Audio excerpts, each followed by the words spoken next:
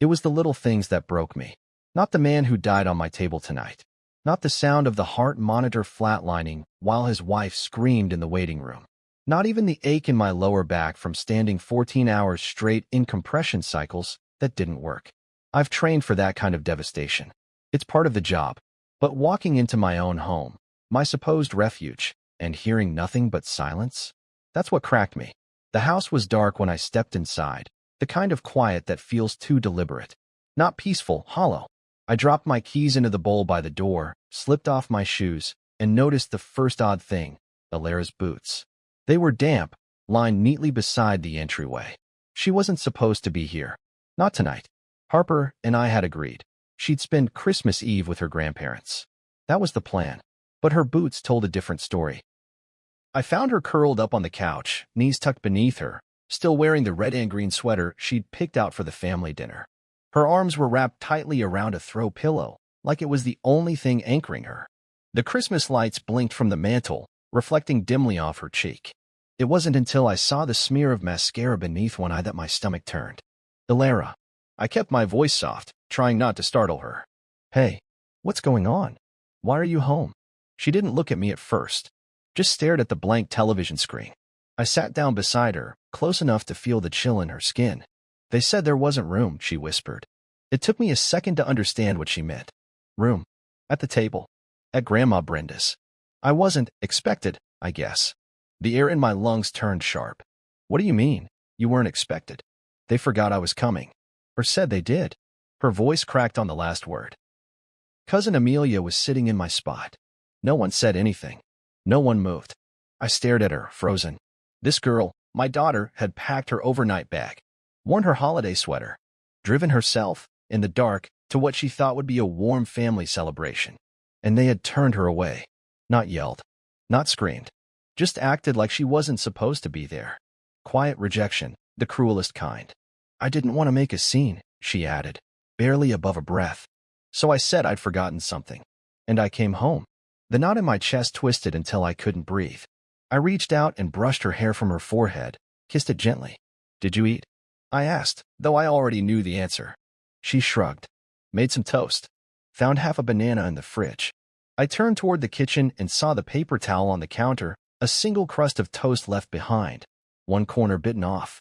The banana peel was already browning in the trash. That was it. That was her Christmas Eve dinner. Something inside me cracked, but not in fury. Not yet. It was something more still, more grounded, like a deep tectonic shift under calm waters. The kind of clarity that doesn't scream. It just rises.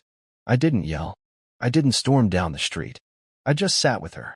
I pulled the blanket higher around her shoulders and leaned into the silence with her. I wanted to ask her more. Did anyone offer her a plate? Did they at least say hello?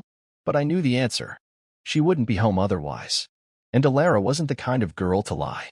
She wasn't dramatic. She didn't exaggerate. If anything, she'd underplay what happened. Were you scared driving home? I asked. She nodded, eyes still fixed on the television. A little. There was ice on the back roads. And still, no one had offered to bring her back. No one had called to check in. I checked my phone instinctively. No missed calls. No messages from Harper's side of the family. No, hey, Alara left early. Everything okay? Nothing. Did you tell your mom? I asked, already knowing she hadn't. No, I didn't want her to feel bad. It's Christmas. I felt something rise in my throat, grief, maybe, for a version of the world I thought we lived in. For years, I had played along with Harper's family. Dinners, holidays, obligations. I had been the agreeable one, the ER doctor who didn't make waves. The husband who sent checks when things broke. Who nodded politely when Brenda criticized our parenting in passive-aggressive tones. But Alara had never complained. She just wanted to be part of the family. Tonight, they told her she wasn't. She didn't cry, not fully. Just a few silent tears that glinted in the light. But her hands gave her away, shaking slightly as she clutched the pillow tighter. You did nothing wrong, I said, finally. You hear me? She nodded, still not meeting my eyes. You are enough. You belong. And I'm sorry they made you feel otherwise. The clock ticked quietly in the background. Outside, the street lamps flickered against a thin crust of snow. Somewhere down the block, someone's laughter drifted into the night air. A different Christmas. A better one. Alara leaned into me slowly, her head resting against my shoulder.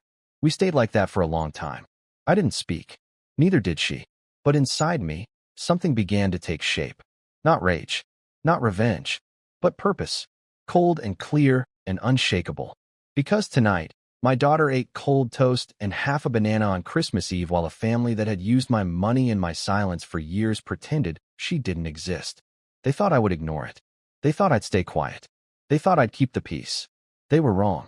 I sat beside Alara on the couch, the only light in the room coming from the half-lit Christmas tree we'd put up 2 weeks ago.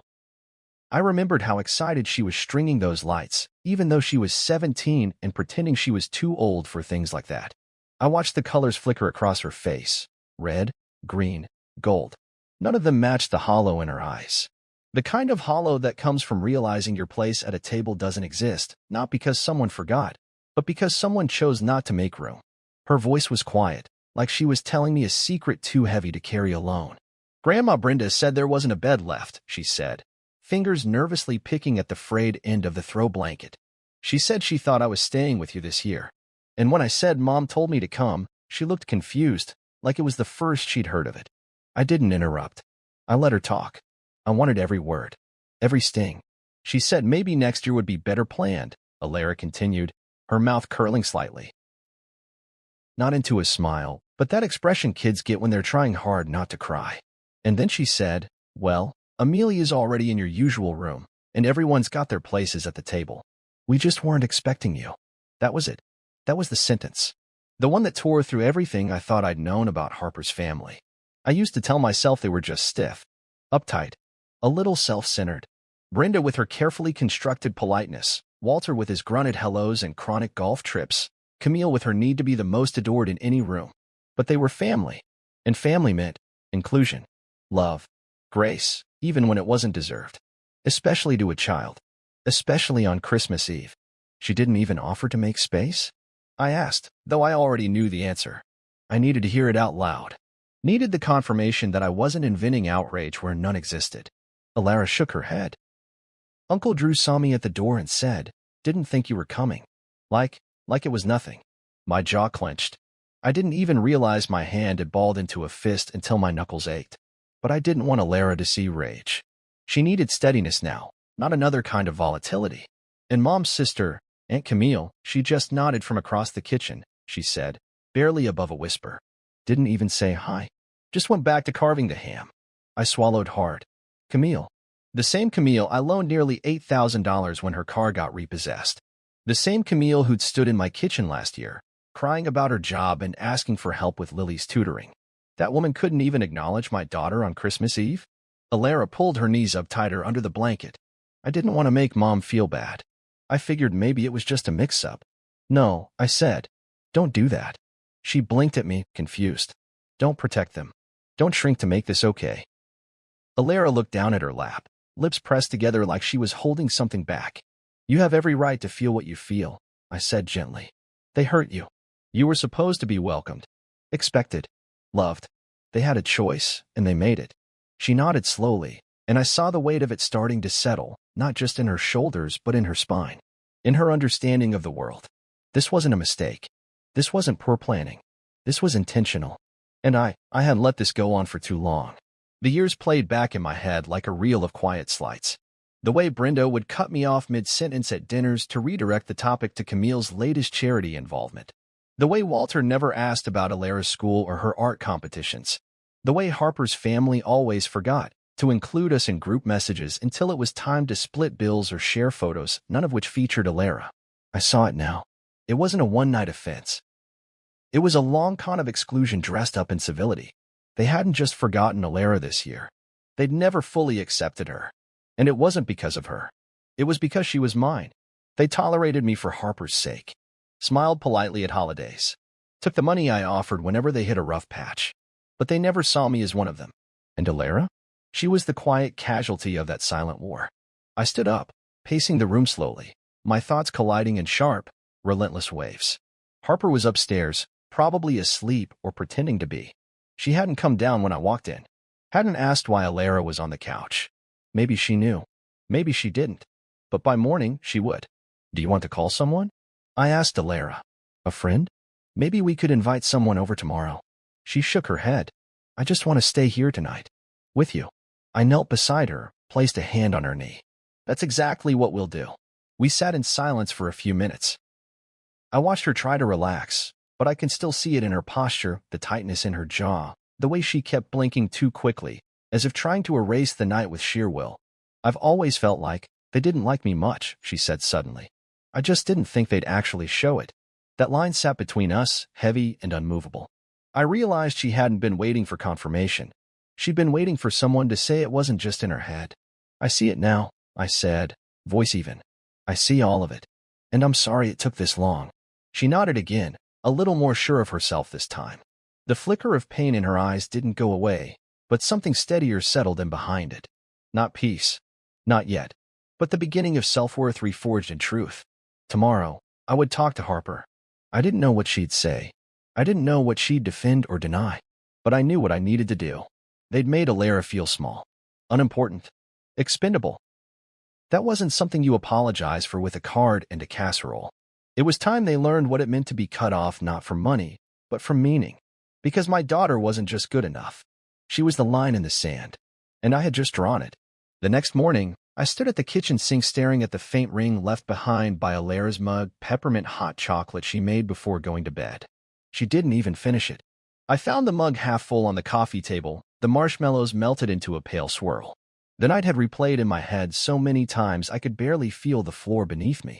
Each word she whispered, each shrug she gave to cover the ache. The image of her eating cold toast while 30 minutes away her cousins were laughing over candied yams and honey-glazed ham. It burned hotter than any emergency I'd handled in the ER. And the worst part? I had seen the signs. Years of them. Brenda never held back her disapproval, but she'd always masked it in polished civility. Backhanded compliments. Those long pauses before she spoke Alara's name.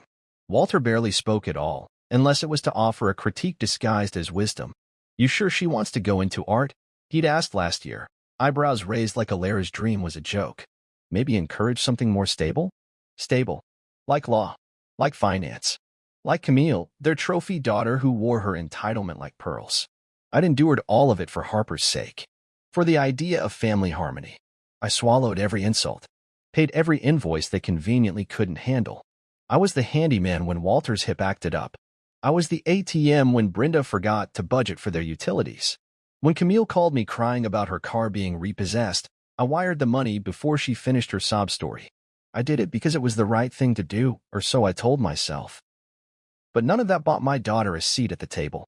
Harper walked into the kitchen slowly, robe wrapped tight around her. Her hair was still tousled from sleep, and when she saw me, she paused like she knew something was off. The silence between us was dense. She's still sleeping, she asked gently. I nodded. Yeah. I waited a beat before I said anything else. I didn't want to come at her like a hammer. I needed her to hear me. To really hear me. She told me everything, I said. About last night. About what your mother said. Harper exhaled, her shoulders slumping as she reached for the coffee pot. I had no idea, she said quietly. I texted Mom earlier asking if everything went okay, and she just said, lovely night. Great turnout. Nothing about Alara. Not one mention. She wasn't even given a plate, I said, my voice low, steady. She drove herself home. On icy roads. Ate toast and a banana for Christmas dinner. Harper closed her eyes. God. That's not a mistake, I continued. That's a decision. There was no fight in her. No defense. Maybe because deep down, she'd seen it too over the years, just didn't want to name it. It's hard to face when your own family decides who's worthy of love and who's not. I've let it go for too long, I said. They've crossed lines before, but I always found ways to excuse it. This was deliberate, and I can't unsee it. Harper nodded, her voice barely a whisper. What do we do now? That question echoed louder than anything she could have shouted. It wasn't defeat I heard, it was clarity. She was standing beside me in that realization. Finally, it wasn't just about disrespect anymore. It was about Alara, about what kind of message we were sending her if we stayed silent again. I'm writing them a letter, I said. Not a rant, not an argument, just facts. Harper didn't object. She didn't flinch. She simply nodded and took a sip of her coffee. So I sat down at the kitchen table and began to write. I didn't raise my voice in the letter. I raised my standards. I wrote to Brenda and Walter, line by line, calmly and precisely, listing out everything I had done for them over the years, not as a weapon, but as a ledger. I reminded them of the roofing repairs I paid for when the insurance denied their claim, the times I covered their travel expenses to visit Harper's grandmother in hospice, the streaming services, the grocery bills, the car Camille now drove. I made it clear those days were over. I told them we would no longer be attending any family gathering hosted by them, that their mistreatment of my daughter was not something we would forgive or overlook. And most of all, I told them I expected nothing from them in return. No apology, no explanation. I wasn't waiting for them to suddenly become better people. I was just letting them know the line had been drawn, and we were on the other side of it. Harper read it when I finished. She didn't suggest edits. She folded the letter, placed it in an envelope, and sealed it herself. We drove together to their house. The streets were still coated in morning frost, the sky overcast and silent. When we arrived, I rang the bell. No one answered. I wasn't surprised. Even their silence came with timing. So I knelt and slid the envelope under the door. 15 minutes later, as we were pulling out of the driveway, the silence shattered. Brenda's voice cracked through the quiet like a slap. "Are you serious?" I watched her through the rearview mirror, standing in her doorway in a long robe, her face flushed with disbelief. The letter crumpled in her hand, torn slightly at the edge. I didn't stop the car. I didn't roll down the window. Harper reached across the console and placed her hand over mine. She didn't say a word. She didn't need to. Back home, Alara was just waking up. She blinked sleepily from the couch, hair wild, face bare, and still beautiful in that teenage way that mothers always see first and fathers fiercely protect. "Good morning," she mumbled. Harper smiled, walked over, and kissed her forehead. "Morning, baby. Want waffles?" Alara nodded, not yet knowing what we'd done, not yet realizing that the quiet grace she showed last night had rewritten the rules in this house. But I knew. I knew the years of quiet enabling were over. The grace I'd extended was gone, not out of malice, but out of duty. Not just as a husband, as a father. Because the moment someone treats your child like they're disposable, and you let it slide, you teach that child they are. And I'd rather burn every bridge than teach my daughter that lesson. I've written a lot of things in my life. Medical evaluations, trauma reports, condolence letters to families whose loved ones didn't make it. But nothing felt like this. Nothing felt like this cold, meticulous burn sliding from my pen as I sat at the kitchen table, writing a letter not out of anger, but out of clarity. It wasn't dramatic. It wasn't cruel. It was factual, deliberate, and impossible to ignore. Harper sat across from me in silence.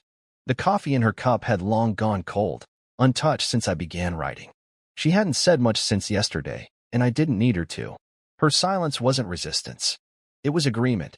A heavy, guilt-laced, bone-deep kind of agreement. She had seen her family's cruelty too many times before, shrugged it off for the sake of tradition, for the illusion of unity. But Alara's quiet heartbreak had cracked the mirror. And now, Harper was sitting here, helping me write the ending to a chapter we'd let drag on for far too long. I signed a letter at the bottom, dated it, then slid it across to her. She read it twice, nodded, then folded it neatly and placed it in the envelope. Her hands trembled a little, but she didn't hesitate.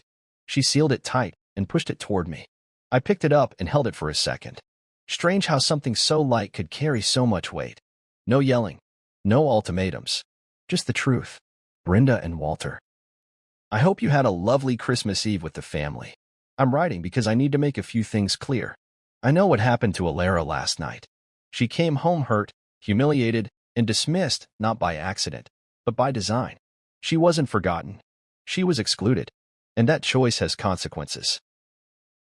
From this point forward, I will no longer be covering your utilities, repairs, or any other financial assistance you've come to expect. The vehicle I purchased for Camille will be formally transferred out of my name within 30 days. Any outstanding balances you assumed would be quietly taken care of don't. We are done. Alara is not a mistake, a scheduling inconvenience, or a name to leave off a guest list. She is my daughter, my heart, my line in the sand. The way she was treated has made one thing clear: this family, as it stands, is no longer safe for her. We will not be attending any future gatherings hosted by you. We will not be sending gifts. We will not be showing up to keep the peace. The peace is broken. I wish you well. I truly do. But we're done pretending this is anything but what it is. D. I didn't reread it. I didn't need to. I tucked the letter inside my coat pocket, kissed Harper on the forehead, and told her I'd be back in 20. Their house was less than 15 minutes away, tucked in a manicured cul-de-sac that smelled of seasonal wreaths and performative wealth. It looked like a Christmas card, perfect white trim, plastic reindeers still frozen mid-prance on the lawn, and a mailbox that still bore the crooked sticker Alara had put on it years ago when she thought stickers made everything better. I parked at the curb, sat for a moment with the engine running. This wasn't vengeance. This wasn't about punishing anyone. This was me choosing my daughter. Finally, fully, without apology, I walked up to the door and rang the bell. Once, twice. No answer. The curtains were drawn, but I knew they were home. Brenda always made a production out of brunch the day after Christmas. There was no way she wasn't within 10 feet of that door. I took the envelope, crouched, and slipped it under the door. It disappeared without resistance. I turned and walked back to my car. And that's when it came, the scream. It wasn't horror. It wasn't grief. It was insult. It was the cry of someone who'd lost access, not affection. Are you serious? I didn't turn back. I just slid into the car, buckled my seatbelt, and drove.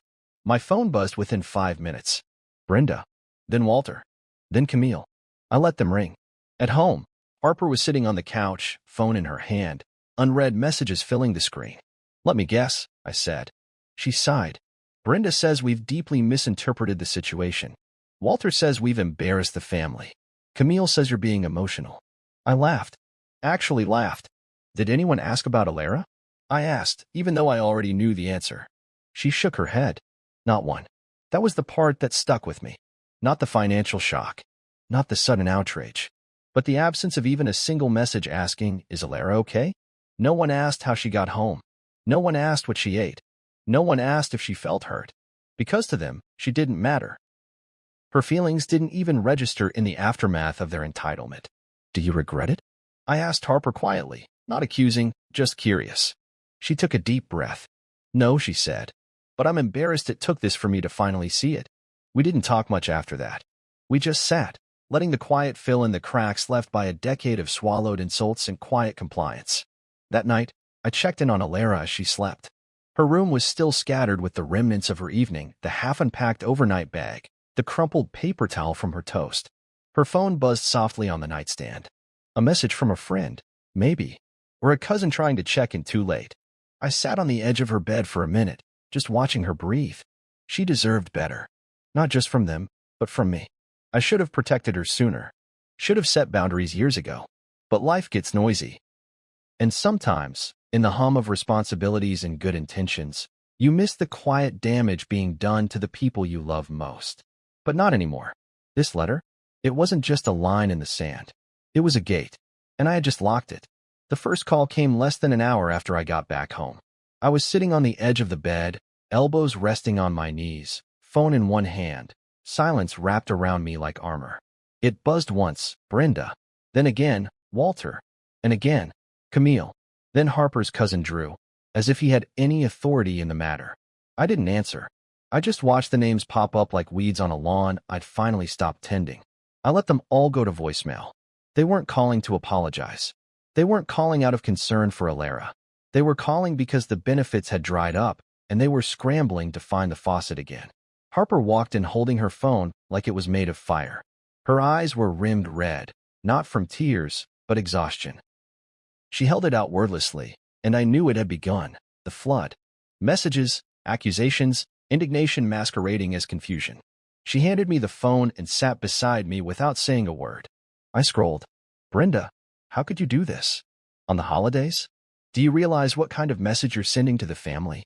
Walter, this is ridiculous. You're overreacting. It was a crowded night, that's all. Drew, just heard what you pulled. You're seriously cutting off your wife's parents? Over a chair. And then there was Camille. She didn't even pretend to dress her message up. Camille, you know what you're doing to your career, right? People talk. Especially when they find out what kind of man you are. That one made me pause. Not because it hurt. Because it confirmed everything. Camille didn't ask if Alara was okay. Didn't acknowledge that a 17-year-old girl had been turned away from her family's Christmas celebration. No. What mattered to her was optics. Influence. Appearances. She'd gone from victim to PR consultant in a sentence and a half. That was her specialty. Deflect and destroy. I showed Harper the message. She sighed, leaning her head against my shoulder. She always plays dirty when she's cornered. I noticed, I said. We both sat there, letting it all sink in. Years of effort. Thousands of dollars. Every Christmas card, every family trip, every favor called in or extended. None of it had earned Alara a seat at the table. And now that I'd revoked the invisible credit card they'd grown so accustomed to, the truth came flooding out. They weren't upset because they felt misunderstood. They were upset because they'd lost control. You're overreacting. That was their anthem. As if my daughter's dignity was a detail. As if her silent, heartbroken drive home in the dark, after being told there was no place for her, was something I was supposed to shrug off like a weather report. I turned off my phone. I couldn't stand the sound of it buzzing anymore. The entitlement in each vibration. I looked at Harper. You still with me on this? I asked. She looked up. I've never been more with you. It mattered more than I knew it would, hearing her say that. Harper had grown up under Brenda's rulebook.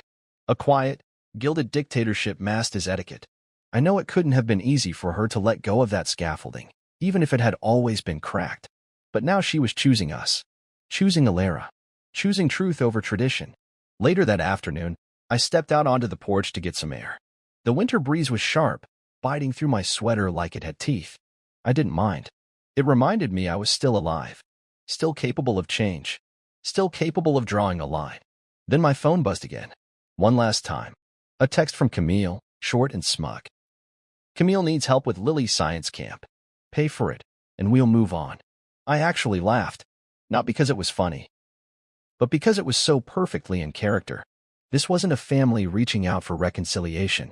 This was a network of users trying to reset the password to an account I'd shut down.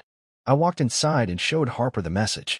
She stared at it for a moment, then shook her head in disbelief. They think this is transactional. To them, it always was. Camille's message didn't sting. It confirmed what I'd already accepted. They never respected me. Or Alara. Not really. I was a resource, not a relative. A means to an end. A man with a salary and a savior complex. But they forgot something. I wasn't just a doctor. I was a father. And now? I was a man who had finally stopped mistaking silence for strength.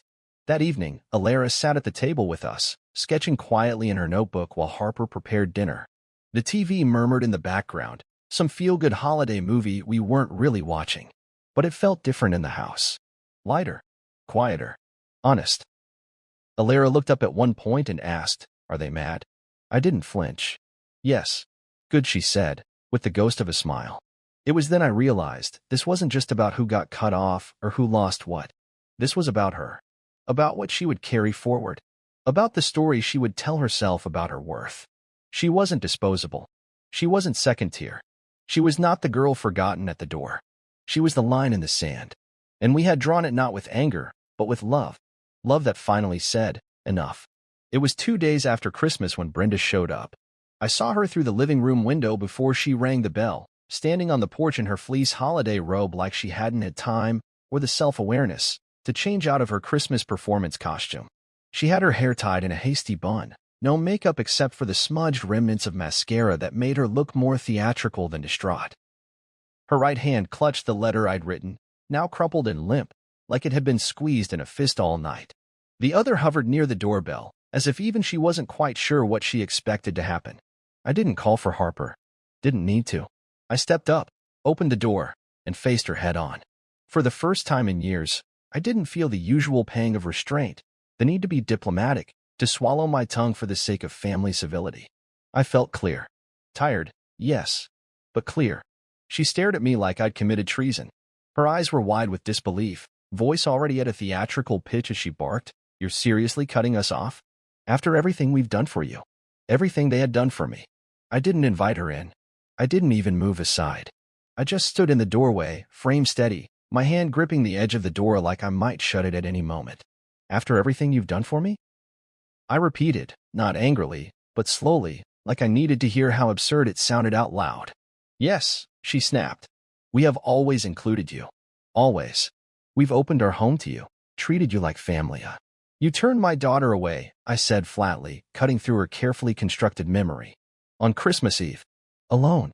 No one offered her a seat. No one offered her a ride. No one even acknowledged her. Brenda's mouth opened, closed. She looked like she wanted to cry but couldn't quite summon tears. It was just logistics, she said, waving her hand like it could sweep the problem away. There were too many people. Not enough chairs. You had 28 guests. That's not the point. No, I said firmly. That is the point. 28 chairs, and somehow the only person who ended up without one was my daughter. Brenda stepped closer, testing the space between us. I didn't move. She looked down at the torn edge of the letter in her hand, then back at me. You're blowing this out of proportion. I tilted my head. Am I? Yes. Camille's daughter was already in the room Ilara usually sleeps in. There just wasn't space. We didn't think. That's the problem. You didn't think. You didn't consider her. She wasn't late. She wasn't a surprise. She was on the list, Brenda. She was expected. She showed up. And you looked her in the eye and told her there was no place for her. Like she didn't belong. Like she didn't matter. Her face flushed red. She looked down, unable to hold my gaze, then blurted, Camille needs help with Lily's science camp. I actually laughed. Not because it was funny, but because it was so perfectly, painfully revealing. That was what she'd come here for. Not reconciliation. Not to check on Ilara. Not to apologize for the damage they'd done. She came with a request. A favor. A transaction thinly veiled in dramatics. Pay for it, she said, her voice flat now. And we'll move on. Move on. As if this entire thing were a misunderstanding that could be mopped up with a donation to Lily's extracurriculars. You think this is about money? I asked. Her eyes flicked up. Well, isn't it? That's what the letter said, isn't it? The letter was about accountability, I said. The money was just the part you could measure. The real cost? That's what you did to Ilara. Brenda scoffed. We didn't do anything. She's sensitive. Always has been. She could have stayed if she really wanted to.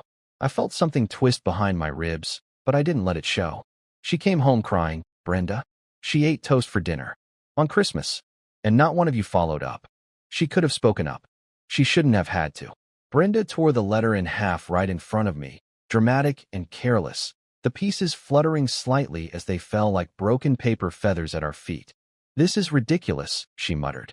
You're ruining the family over a teenager's feelings. I stepped outside, closing the door behind me. The temperature had dropped, but the chill was nothing compared to the ice in her tone. I'm protecting my daughter, I said. From people who've proven they don't value her. She stared at me like I was a stranger. Maybe I was. Maybe for the first time, she was meeting the version of me who didn't play nice just to keep the family boat from rocking. This is going to destroy Harper, she said, voice low, manipulative now. No, this is going to set her free.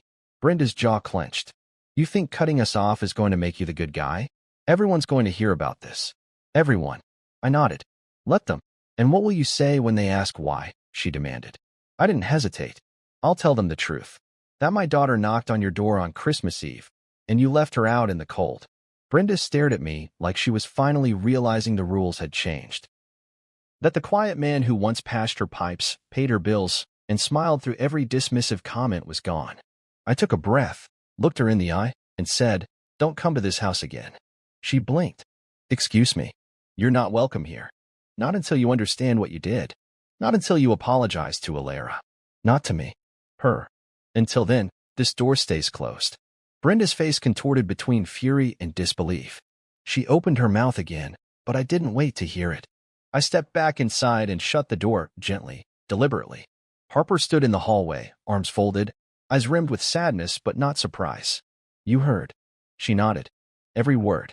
We stood there for a moment in silence, the muffled sound of Brenda's car door slamming echoing faintly outside. The weight of what we'd just done hung in the space between us, heavy, but necessary. I've never seen her look like that, Harper said finally. I don't think she's ever been told no. Ilara came down the stairs a minute later, rubbing her eyes, still in her pajamas. Was that Grandma? She asked quietly. I knelt beside her. Yeah. She came to talk. What did she say? I looked at her, my daughter, my fire, my line in the sand. She said something that made me realize I've been too quiet for too long. Ilara frowned. Are you okay? I nodded. I am now. Are you? She thought about it for a second, then nodded back. Yeah, we didn't say anything else. Because sometimes, the most powerful thing you can say is nothing at all. And closed the door. The first thing I did was open my laptop and scroll through every recurring payment I had ever set up in the name of generosity. The list was longer than I wanted to admit. Some of them I'd forgotten about. Others I'd convinced myself were small favors that didn't require acknowledgement. A water bill here. A Wi-Fi subscription there. The annual property tax that magically vanished from Brenda and Walter's budget year after year. I had enabled their comfort for so long that I had become part of the wallpaper in their lives. Present, useful, invisible. I didn't feel anger as I canceled each payment. I felt clarity. Every auto-pay tab I closed was a quiet statement that the old version of me, the version they depended on, the version that flinched at confrontation and believed silence was peace, was gone. No more ghost payments. No more behind-the-scenes rescues. The car was first. The one Camille had cried about 2 years ago when it got repossessed. I remembered standing in our driveway while she wiped fake tears with a monogrammed handkerchief. I just need a few months to catch up, she'd said. I co-signed the loan in Harper's name to keep the family tension low. But I was the one who paid the balance. Quietly. Fully. Because Camille was Alara's aunt, and I wanted to believe family meant something. Now that car was in my name, and still insured through my account. I called the dealership, then the insurer. Yes, I'd like to remove myself from the policy, and I'll need the title transfer process to begin. I won't be responsible for any payments going forward. I didn't hesitate. Not once. Next was the home repair service I prepaid for Walter and Brenda's roof last spring, the one they couldn't afford after their cruise to St. Lucia. I had arranged the labor, covered the cost, and even tipped the workers on their behalf. Not because they asked, but because they expected. Brenda once told Harper at dinner, "Your husband is so helpful. It's like having a silent partner in the family." She meant it as a compliment. I see now that it was a confession. That service agreement? Cancelled. The balance? Forwarded to them with a reminder of the terms. There was no rage in my tone, no revenge in my heart. Just a cold, clear recentering. A reckoning. I met with the lawyer the following morning.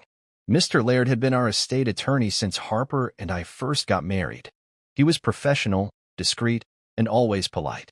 But when I laid out the situation, when I showed him the receipts, the recurring payments, the loan documents, his eyebrows rose slightly in something that almost looked like restrained disbelief. "You've been unusually generous," he said, tilting his glasses down his nose. "I know. And now you're looking to sever those ties legally?" "Yes." He leaned back. "Do you expect any pushback?" I paused. "I expect tantrums." He nodded, understanding exactly the kind of family dynamic I was describing. "We can draw up a release of financial responsibility on all fronts. You've got the paper trail to support it. We'll get the car transferred, the repair reimbursements documented. I'd recommend you also send a certified letter to each party, stating your decision clearly." "Already wrote one," I said. "Then this will be clean," he said. "Not easy, but clean." We signed the documents. He made copies. I walked out of the office into the sharp January air and felt something I hadn't felt in years, untethered. At home, Harper had her laptop open.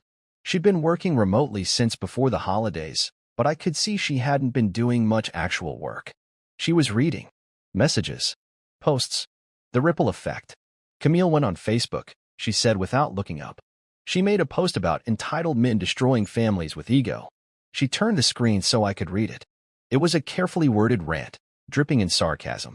The kind of thing people post when they want to paint themselves as the victim without naming names. Some people think being a provider gives them the right to control everyone. Guess what? Money isn't love. I laughed. Not because it didn't sting, but because it was textbook deflection. Camille didn't know how to take accountability. None of them did. They only knew how to spin. "Let her talk," I said. "Let them all talk." Harper looked at me, her eyes softening. "You're really done, aren't you?" I nodded. "I am." She hesitated, then closed the laptop. I should have stood up to them a long time ago. "You don't have to apologize." "I do," she said. "They've used you for years." And I let them. We didn't hug. We didn't cry. We just looked at each other with the kind of quiet understanding that only comes from shared history and hard-earned perspective. In that silence, I saw something shift in Harper and unlearning. A breaking of that inner rulebook her mother had pressed into her hand years ago, the one that said, Keep the peace, even if it costs you. That night, Alara came into our bedroom holding a sketch pad. Can I show you something? We sat on the bed while she flipped through the pages. There was one drawing in particular. Her curled up on the couch in her Christmas sweater, eyes cast down, a slice of toast balanced on her knees. The shading was brutal, honest. Her loneliness practically vibrated off the page. I drew it the morning after, she said quietly. I looked at her. Why? Because I didn't want to forget. Harper reached out and touched her shoulder. You won't have to. Alara nodded. I know. Because this year, I get to choose where I belong. That single sentence validated everything. Every hard line we'd drawn. Every payment canceled. Every voicemail ignored. She didn't just see the boundary, we'd handed her the pen to draw her own. They never noticed when I showed up for them, but they felt it the moment I stopped. And they weren't just losing money. They were losing access. Access to the parts of me I once handed over out of duty. That access is closed now. Because I've stopped being the ghost in their lives, the silent, dependable man behind the curtain. Now, I'm something else. Present. And untouchable. They moved in with Camille 3 days into the fallout. Brenda, Walter, 2 oversized suitcases, a slow cooker, and a dozen passive-aggressive glances all shoved into Camille's 3-bedroom condo like a badly written sitcom no one wanted to watch. Harper told me over coffee. She'd seen a story on Camille's social feed. One of those vague, polished captions with a carefully cropped photo of Lily smiling between her grandparents on the couch. Blessed to have family close. Even when things get complicated. Complicated. That was their word for it. I didn't say anything. I just stirred my coffee and let the image sit between us, as sour as the old cream Harper forgot to toss. They're trying to make it look noble, she said. Like they're rescuing Brenda and Walter from some cruel abandonment. I nodded. They'll spin it however they need to. But I knew it wouldn't last. Camille had never lived with anyone longer than a weekend without needing to escape.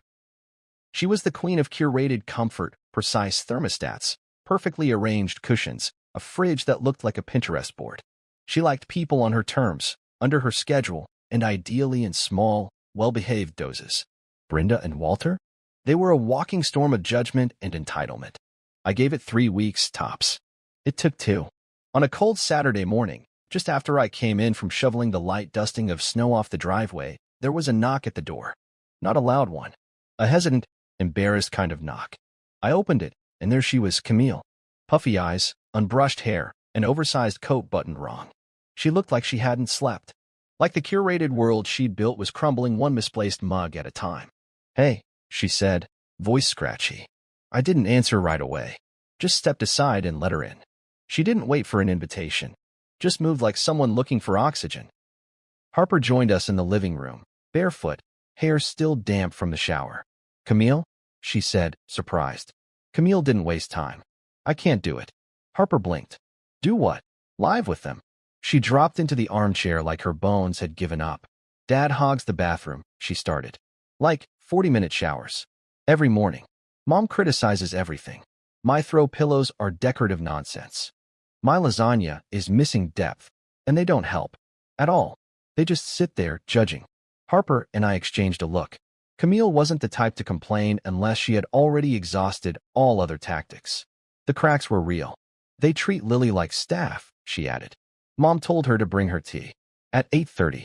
On a school night. That got Harper's jaw to clench. I tried to set boundaries, Camille said, voice rising. Tried to say, hey, maybe pick up after yourselves, and Mom scoffed. Said, that's what kids are for. Like Lily's a maid. I folded my arms. Why are you telling us?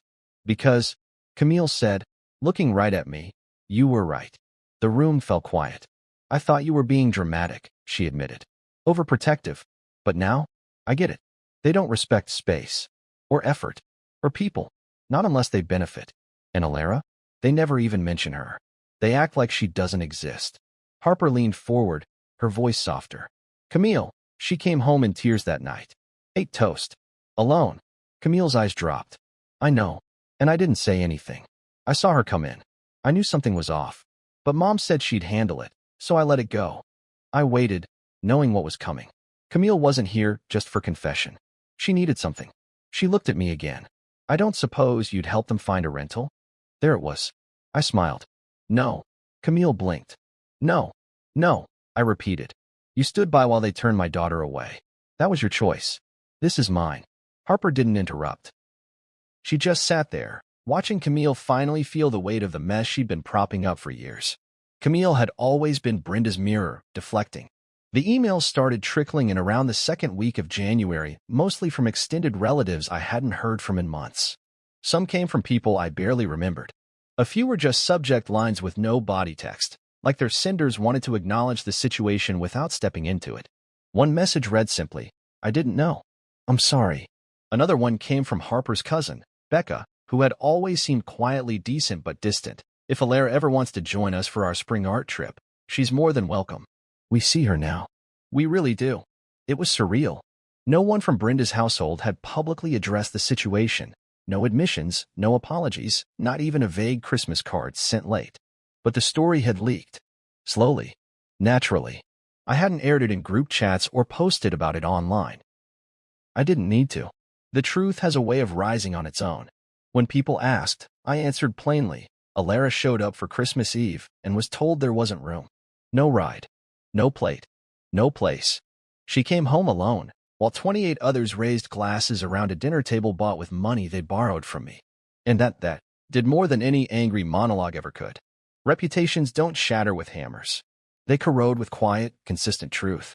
The stories I had once been too tired to tell about the bills I paid, the favors I granted, the silence I gave in exchange for proximity had started circulating now, not from me, but from the people who had once sat back and accepted them as normal. Because when the funding stops and the facade cracks, people start talking. And when they talk, they remember. I didn't answer the messages with paragraphs, just brief replies. Thank you. We're doing well. Alara appreciates the support. I didn't need to elaborate. The story was already out there. What struck me most was the silence from Brenda and Walter. Not one message. Not even a performative reach out. They had always been loud in entitlement, but now that they'd been cut off and called out, their power was gone. They couldn't weaponize the money I no longer gave. Couldn't manipulate the narrative with half-truths when people were already comparing notes. Because truth makes noise, even when you whisper it. I heard from Harper's Uncle Raymond, a soft-spoken man who never raised his voice but always paid attention. His message read, I saw Alara's name wasn't on the seating list. We all did. I should have said something. That's on me. It was the first time anyone from the older generation acknowledged the truth outright. No excuses. No sugarcoating. Just an admission.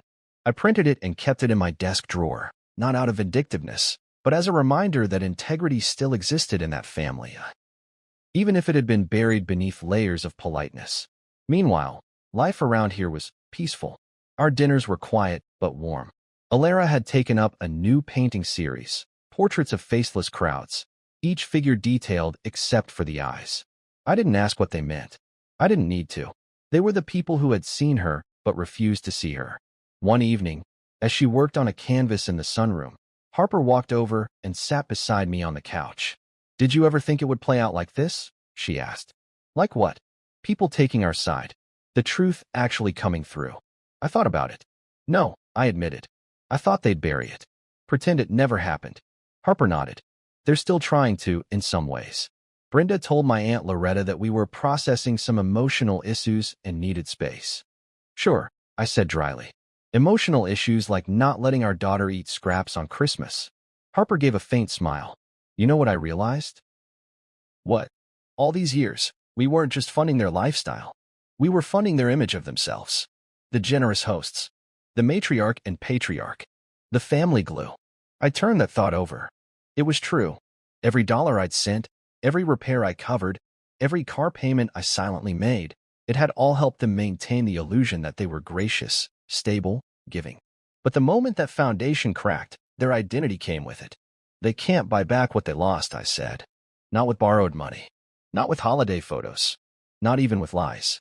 Harper looked toward Alara, who was dabbing paint gently along the outline of another anonymous figure. Do you think they'll ever say sorry? I considered it. Brenda? Maybe, in a carefully written card that never quite admitted fault. Walter? Not a chance. Camille? If she did, it would come wrapped in deflection and strategic timing. Maybe, I said, but I'm not waiting for it. Alara walked in 10 minutes later, barefoot, holding her painting. Can I show you guys something? We nodded, and she flipped the canvas around. It was a dining room. Long, polished table. Empty chairs on one side. Rigid, uniform, cold. On the other side, a single chair pulled close to a warm hearth. Paint strokes glowing gold and amber. I call it the real table, she said. Took me 2 weeks. Harper's eyes welled up. I just smiled and said, you nailed it.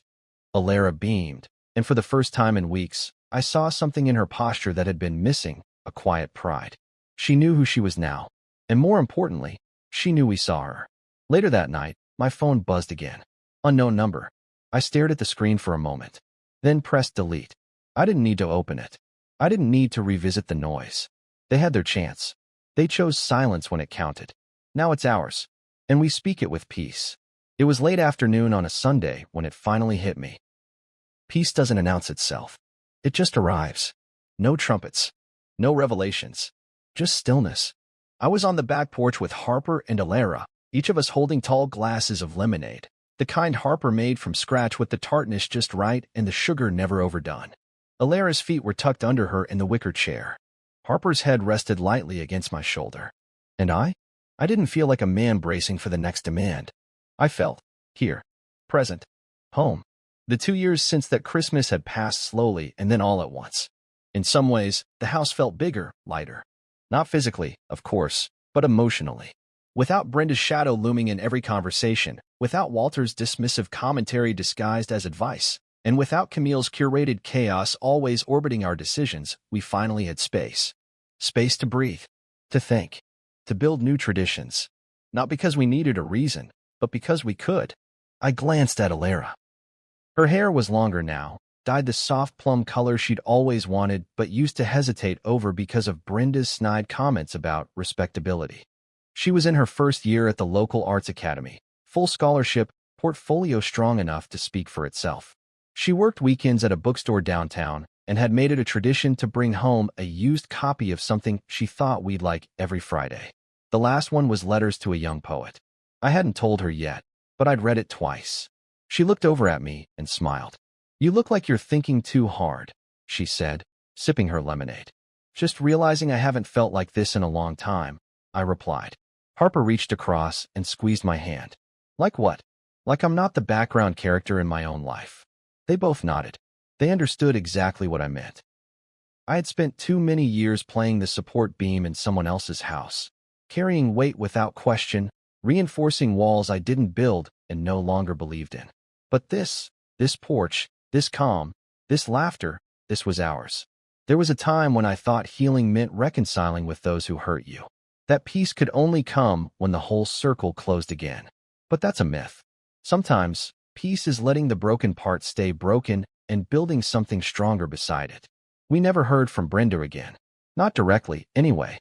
Word got back through Harper's Aunt Vera that Brenda still insisted we had blown things out of proportion. That we were raising Alara to be fragile. That she'd always been too sensitive. But it didn't matter anymore. Not because we forgot, but because we'd learned how to live without their validation. And somewhere in a town 2 neighborhoods over, Brenda and Walter sat in a modest rental duplex. No porch swing. No granite countertops. No prepaid cable. Camille had helped them move, briefly, but she hadn't come back. Not since they insulted her neighbor's cooking and asked Lily why she wasn't more like other girls for dyeing her hair green. The web they built had collapsed inward, strand by strand. And we flourished in the quiet they left behind. That spring, Alara hosted her first gallery showcase. It was a student exhibit, packed with proud parents and young talent. Harper and I stood in the back as Alara guided strangers from piece to piece, explaining her strokes, her themes, her choices. But there was one canvas we hadn't seen before, one she'd kept covered until the very end. She pulled the cloth away, revealing a painting that silenced the whole room. It was a table, long, wooden, warm, the lighting soft, golden like early morning. Around the table were chairs, not filled with people, but with representations. A paintbrush, a pair of worn boots, a child's drawing, a stethoscope, a book, a steaming cup of cocoa. Each object rested in a chair, as if to say, this is who we hold space for. This is what belongs here. But at the head of the table, only one chair sat occupied, painted in detail so vivid I nearly stepped forward. It was Alara. Sweater draped loosely around her frame, sketchpad open in her lap, eyes locked directly on the viewer. Not pleading, not waiting, owning, grounded. Below the painting, the title read, "The Chair at Our Table." I looked at Harper, whose eyes were wet. I didn't cry. I didn't need to. I just stood there, absorbing it all. Later that night, when we returned home, Alara disappeared into her room while Harper and I sat on the porch once again, our fingers brushing over the rim of our glasses. "She's okay now," Harper said softly. "She is. And you?" I turned to her. "I'm finally living in a house that doesn't shrink around me." She leaned against me. "Me too." My phone buzzed once more, the screen lighting up with an unknown number. I didn't even check, just turned it over and let the silence settle back into place. Because I no longer answer calls that speak in entitlement. I no longer make room for ghosts at our table. I no longer apologize for building something beautiful out of the ashes of their approval. Alara has her place now. She always will. And if one day someone asks her what love looks like, I hope she remembers this: a quiet Sunday, a porch, a chair that was never taken from her, and the man who made sure she never had to fight for it again.